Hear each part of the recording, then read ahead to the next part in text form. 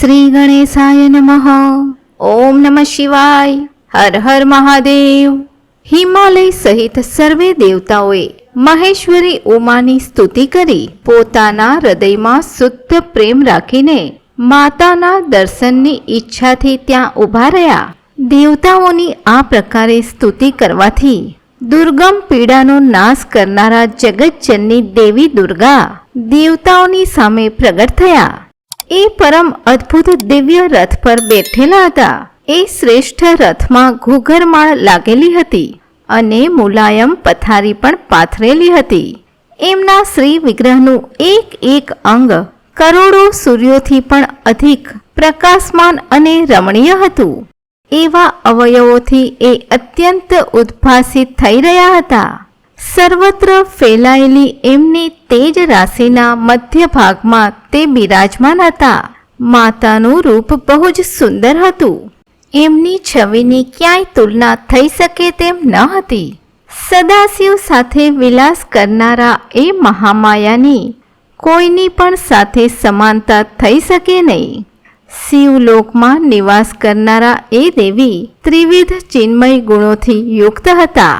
પ્રાકૃત ગુણોનો અભાવ હોવાથી એમને નિર્ગુણા પણ કહેવાય. એ નિત્ય રૂપા છે. એ દુષ્ટો પર પ્રચંડ કોપને ધારણ કરવાને કારણે ચંડી પણ કહેવાયા. પરંતુ સ્વરૂપથી શિવા એટલે કલ્યાણમયી છે. સર્વની સંપૂર્ણ પીડાઓનો નાશ કરનારા છે તથા સંપૂર્ણ જગતના માતા છે. એ જ પ્રલયકાળમાં મહાનિદ્રા થઈને સૌને પોતાના ખોળામાં ઊંઘાડી દે છે તથા સમસ્ત ભક્તોનો સંસાર સાગરથી ઉદ્ધાર કરી દે છે. શિવા દેવીની તેજો રાશિના પ્રભાવથી દેવતા એમને સારી રીતે જોઈ ન શક્યા. ત્યારે એમના દર્શનની અભિલાષાથી દેવતાઓએ પુનઃ એમનું સ્તવન કર્યું.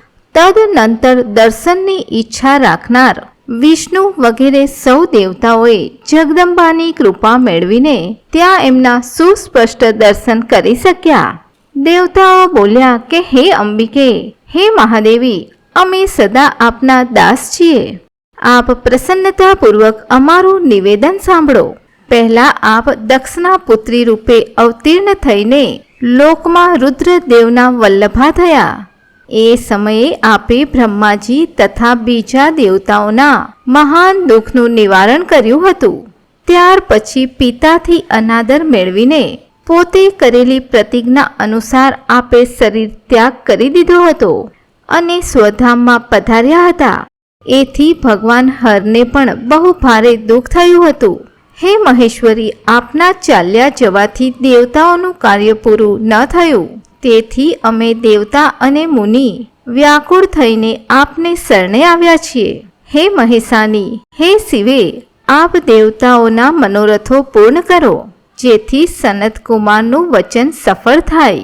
હે દેવી, આપ ભૂતલ પર અવતીર્ણ થઈને પુનઃ રુદ્રદેવની પત્ની બનો અને યથાયોગ્ય એવી લીલા કરો જેથી દેવતાઓને સુખ થાય. હે દેવી, આથી કૈલાસ પર્વત પર નિવાસ કરનારા રુદ્રદેવ પણ સુખી થશે. આપ એવી કૃપા કરો જેથી બધા સુખી થઈ જાય અને સર્વનું બધું જ દુઃખ નષ્ટ થઈ જાય.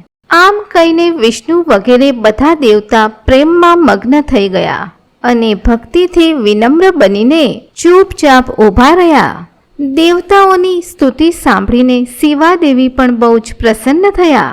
એમના હેતુનો વિચાર કરીને પોતાના પ્રભુ શિવનું સ્મરણ કરતા કરતા ભક્ત વત્સલા દયામયી ઉમાદેવી વિષ્ણુ વગેરે દેવતાઓને સંબોધિત કરીને બોલ્યા, હે હરે, હે વિધે અને હે દેવતાઓ, હે મુનિઓ, તમે સૌ મનમાંથી વ્યથા કાઢી દો. હું તમારા ઉપર પ્રસન્ન છું, એમાં કોઈ સંશય નથી. તમે સૌ લોકો પોતપોતાના સ્થાને પ્રસ્થાન કરો અને ચિરકાલ સુધી સુખી રહો. હું અવતાર લઈને મેનાની પુત્રી થઈને એમને સુખ આપીશ અને રુદ્રદેવની પત્ની થઈ જઈશ. આ મારો અત્યંત ગુપ્ત મત છે. ભગવાન શિવની લીલા અદ્ભુત છે. એ તો જ્ઞાનીઓને પણ મોહમાં નાખનાર છે. હે દેવતાઓ, એ યજ્ઞમાં જઈને પિતા દ્વારા મારા સ્વામીનો અનાદર જોઈને મેં દક્ષ જનિત શરીરનો ત્યાગ કર્યો છે. ત્યારથી જ મારા સ્વામી કાલાગ્નિ રુદ્રદેવ તત્કાળ દિગંબર થઈ ગયા. એ મારી જ ચિંતામાં ડૂબેલા રહે છે. એમના મનમાં આ વિચાર ઉઠ્યા કરે છે કે ધર્મને જાણનારી સતી મારો રોષ જોઈને પિતાના યજ્ઞમાં ગઈ અને ત્યાં મારો અનાદર જોઈ મારામાં પ્રેમ હોવાને કારણે એણે પોતાના શરીરનો ત્યાગ કર્યો. આવું વિચારીને તે ઘર-બાર છોડીને અલૌકિક વેશ ધારણ કરીને યોગી બની ગયા. મારા સ્વરૂપભૂતા સતીના વિયોગને મહેશ્વર સહન ન કરી શક્યા. હે દેવતાઓ, ભગવાન રુદ્રની પણ અત્યંત ઈચ્છા છે કે ભૂતલ પર મેના અને હિમાલયના ઘરમાં મારો અવતાર થાય, કેમ કે તે પુનઃ મારા પાણી ગ્રહણની અભિલાષા રાખે છે. તેથી હું રુદ્રદેવના સંતોષ માટે અવતાર લઈશ અને લૌકિક ગતિનો આશ્રય લઈને હિમાલયની પત્ની મેનાની પુત્રી થઈશ. આમ કહીને જગદંબા શિવા એ સમયે સમસ્ત દેવતાઓ સામે જોત જોતામાં અદ્રશ્ય થઈ ગયા અને તરત જ પોતાના લોકમાં જતા રહ્યા. ત્યારબાદ હર્ષથી ભરેલા વિષ્ણુ વગેરે સમસ્ત દેવતા અને મુનિએ દિશાને પ્રણામ કરીને પોતપોતાના ધામોમાં ચાલ્યા ગયા. ઓમ પિનાકિને નમઃ. ઓમ નીલલોહિતાય નમઃ.